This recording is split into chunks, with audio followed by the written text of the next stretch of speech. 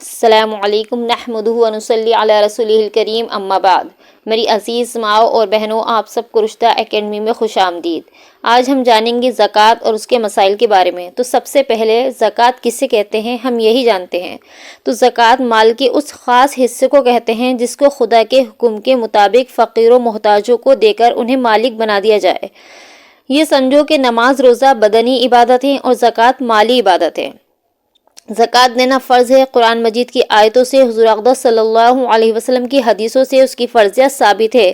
جو شخص زکوٰۃ فرض ہونے کا انکار کرے وہ کافر ہے۔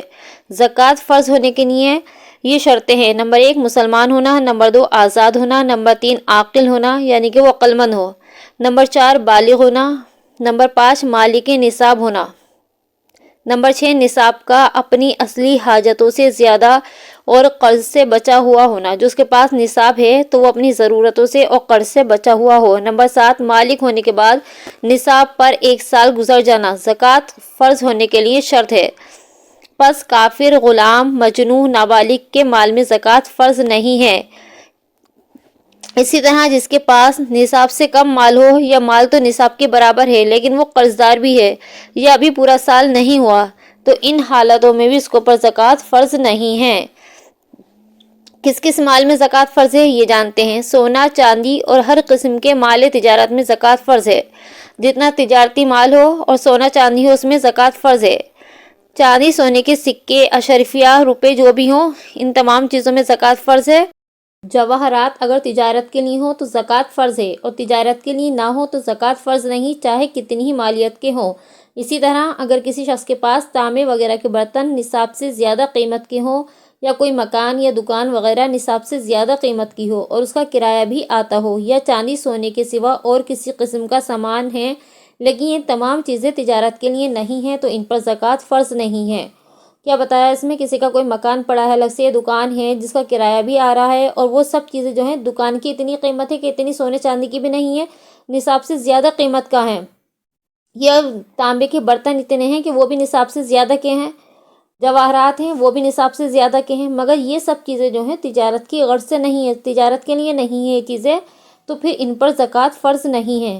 اور اگر کسی کے پاس تھوڑی سی چاندی تھوڑا سا سونا ہے، دونوں میں سے کسی ایک کا نصاب پورا نہیں ہے، کچھ چاندی ہے کچھ سونا ہے، تو اس صورت میں سونے کی قیمت چاندی سے یا چاندی کی قیمت سونے سے، یعنی کہ جو سونے کی قیمت ہے اس کو دیکھ لو کتنی قیمت ہے، چاندی کے برابر ساری بیٹھ رہی ہے، جتنی چاندی کا نصاب ہے اگر اس کے برابر ہو جائے گی تو تب بھی زکوٰۃ واجب ہوگی، اور اگر چاندی کی قیمت ہم سونے میں ملا لیں پھر جا کے وہ سونے کا نصاب پورا بن جاتا ہو تو تب بھی زکوٰۃ واجب ہو جائے گی۔ اب اگر کسی کے ذہن میں سوال آ رہا ہو کہ مال تجارت سے کیا مراد ہے، تجارت کے مال سے کیا مراد ہے اس میں، تو جو مال بیچنے اور نفع کمانے کے لیے ہو وہ مال تجارت ہے، خواہ وہ پھر کسی بھی قسم کا مال ہو، جیسے غلہ ہو، کپڑا ہو، جوتیاں ہو یا بساط خانے کا کوئی بھی تجارت کے لیے، بزنس کے لیے ہم نے سامان خریدا ہے تو پھر اس سامان میں زکوٰۃ واجب ہے۔ نصاب کسے کہتے ہیں یہ بھی جان لیتے ہیں۔ نصاب جن مالوں میں زکوٰۃ فرض ہے شریعت نے اس کی خاص مقدار مقرر کر دی ہے کہ جب اتنی مقدار کسی کے پاس پوری ہو جائے تو تب زکوٰۃ فرض ہوتی ہے، اس مقدار کو نصاب کہتے ہیں۔ اب جانتے ہیں چاندی کا نصاب کیا ہے۔ چاندی کا نصاب 54 تولے 2 ماشا بھر وزن کی چاندی ہے۔ کتنا ہے؟ 54 تولے 2 ماشے بھر وزن چاندی۔ اور سونے کا نصاب 7 تولے 8.5 ماشے سونا ہے۔ 7 تولے 8.5 ماشا سونا ہے۔ تجارتی مال کا نصاب کیا ہے؟ تجارتی مال کی سونے یا چاندی کی قیمت سے اندازہ لگایا جائے گا کہ تجارتی مال ہمارا بزنس کا جو مال ہے وہ سونے یا چاندی کی قیمت کو پہنچ جائے تو پھر اس میں زکوٰۃ واجب ہو جائے گی، اس کے اندازے سے زکوٰۃ نکال دی جائے گی۔ زکوٰۃ ادا کرنے کا صحیح طریقہ کیا ہے؟ جس قدر زکوٰۃ واجب ہوئی ہے وہ کسی مستحق کو خاص خدا کے واسطے دے دیں اور اسے مالک بنا دیں، بنا کسی خدمت یا بنا کسی کام کی اجرت کے اس کو مالک بنا دینا اس مال کا۔ کب ادا کرنی چاہیے زکوٰۃ؟ جب مال پر چاند کے حساب سے 1 سال پورا ہو جائے تو فوراً زکوٰۃ ادا کر دینی چاہیے، دیر لگانا اچھا نہیں۔ سال گزرنے سے پہلے بھی اگر کوئی شخص زکوٰۃ دے دے تو جائز ہے، اس کی زکوٰۃ ادا ہو جائے گی۔ زکوٰۃ دیتے وقت نیت کرنا ضروری ہے۔ جیسے ہم زکوٰۃ کے لیے مال نکال رہے ہیں یا کسی کو دے رہے ہیں تو اس وقت ہماری نیت ہونی چاہیے۔ اگر ہم نے ایک مرتبہ ہی زکوٰۃ کا سارا مال نکال کے اس نیت سے رکھ دیا کہ زکوٰۃ کا مال ہے اور اس کے بعد ہم دیتے رہیں، دیتے وقت نیت نہیں بھی ہو، مگر ہم نے جب مال وہ نکالا تھا اس وقت تو ہماری نیت تھی تو وہ زکوٰۃ ادا ہو جائے گی۔ اور ایسے ہی اگر ہم اسی وقت نکالنا ہے، جیسے کسی کو دے رہے ہیں تبھی نکالا ہے، تو اس وقت بھی ہماری نیت ہونا ضروری ہے۔ بنا نیت کے کسی کو مال دے دیا تو زکوٰۃ ادا نہیں ہوگی۔ بعد میں ہم سوچنے کہ فلاں وقت میں اس کو وہ مال دیا تھا، وہ ہم زکوٰۃ میں لگا دیتے ہیں، تو ایسے زکوٰۃ ادا نہیں ہوگی۔ زکوٰۃ اس طرح بھی ادا ہو سکتی ہے کہ ہم کسی کو انعام کے طور پہ کچھ دے دیں، یا کسی غریب بچوں کو عیدی کے نام پہ دے دیں اور وہ مستحق ہے تو پھر زکوٰۃ ادا ہو جائے گی۔ اور اگر سال ابھی پورا نہیں ہوا تھا، زکوٰۃ بھی نہیں دی تھی، کہ سارا مال کیا ہوا، انسان کا ضائع ہو گیا، کسی بھی طرح وہ ختم ہو گیا، تو اس میں زکوٰۃ بھی پھر نہیں رہے گی، زکوٰۃ بھی اس کے ذمے سے ساقط ہو جائے گی۔ اسی طریقے سے سال گزرنے کے بعد اگر سارا مال کسی نے اللہ کے راستے میں خرچ کر دیا تو اس کی زکوٰۃ بھی معاف ہو جائے گی۔ اور اگر سال گزرنے کے بعد تھوڑا مال ضائع ہو گیا یا پھر اس کو صدقہ خیرات کر دیا، تو جتنا مال ضائع ہوا ہے یا صدقہ خیرات کیا ہے تو اس کی زکوٰۃ بھی ساقط ہو جائے گی۔ مصارف زکوٰۃ کیا ہیں، کن کن لوگوں کو ہم زکوٰۃ دے سکتے ہیں؟ تو وہ لوگ یعنی ایک فقیر، وہ شخص جس کے پاس کچھ تھوڑا مال اسباب ہے لیکن نصاب کے برابر نہیں ہے، ایسا نہیں وہ بالکل ہی غریب کنگال ہے، اس کے پاس تھوڑا بہت ہے لیکن نصاب کے برابر نہیں ہے۔ دوسرا مسکین یعنی وہ شخص جس کے پاس کچھ بھی نہیں ہے۔ تیسرا قرض دار یعنی وہ شخص جس کے ذمے لوگوں کا قرض ہو اور اس کے پاس قرض سے بچا ہوا بقدر نصاب کوئی مال نہ ہو۔ چوتھا مسافر جو حالت سفر میں تنگ دست ہو گیا اور اسے بقدر حاجت زکوٰۃ دے دینا جائز ہے، جتنی اس کی سفر میں ضرورت پوری ہو جائے اتنی اس کو زکوٰۃ دے دینا جائز ہے۔ مدارس اسلامیہ میں بھی طالب علموں کو زکوٰۃ دے سکتے ہیں، اور مدارس کے محتمموں کو بتا دیں کہ یہ مال طالب علموں پر خرچ کر دیں، زکوٰۃ کا ہے، تو اس میں کوئی حرج نہیں ہے، دے سکتے ہیں۔ اب یہ جانتے ہیں کہ کن لوگوں کو زکوٰۃ دینا جائز نہیں ہے۔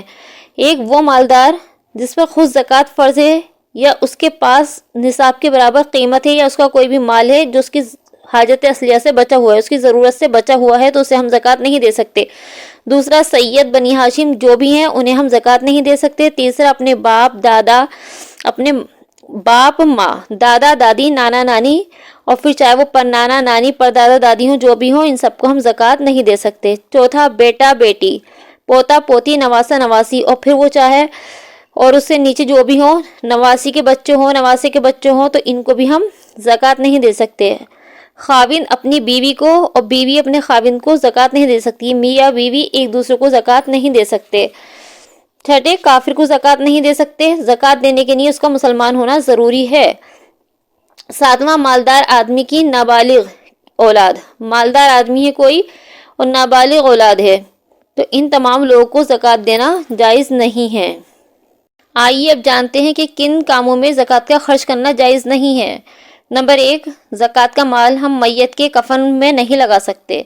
میت کا کفن یا میت کا قرض نہیں ادا کر سکتے، کیونکہ زکوٰۃ کے مالک میں دوسرے بندے کو مالک بنا دینا ضروری ہے۔ اب کوئی مر گیا تو اس کا مالک نہیں بن رہا، تو ہم میت کا کفن یا اس کا قرض ادا نہیں کر سکتے، مسجد کی تعمیر نہیں کر سکتے۔ ان دو جگہوں پر زکوٰۃ کا مال خرچ کرنا جائز نہیں ہے۔ کسی شخص کے پاس 1,00,000-2,00,000 روپے کا مکان ہے، کسی شخص کے پاس 2,00,000 کا، 5,00,000 کا، 10,00,000 کا مکان ہے، مگر اس کے پاس مال نہیں ہے، وہ تنگ دست ہے۔ مکان تو ہے اس کے پاس رہنے کے لیے، مگر اپنی ضرورت کو پورا کرنے کے لیے مال نہیں ہے، تو اس کو زکوٰۃ دے سکتے ہیں، جبکہ وہ کیا ہے، صاحب نصاب نہیں ہے، تو اسے ہم زکوٰۃ دے سکتے ہیں۔ اب جانتے ہیں زکوٰۃ کن لوگوں کو دینا افضل ہے۔ اول اپنے رشتہ داروں جیسے بھائی بہن، بھتیجے بھتیجیاں، بھانجے بھانجیاں، چچا پھوپھی، خالہ ماموں، ساس سسر، داماد وغیرہ میں سے جو بھی حاجت مند ضرورت مند مستحق ہو انہیں زکوٰۃ دینے میں بہت زیادہ ثواب ہے۔ اس کے بعد اپنے پڑوسیوں یا اپنے شہر کے لوگوں میں سے جو زیادہ ضرورت مند ہو اسے دینا افضل ہے۔ پھر جسے دینے میں دین کا نفع زیادہ ہو، جیسے علم دین کے طالب علم کو، تو ان لوگوں کو دینا افضل ہے۔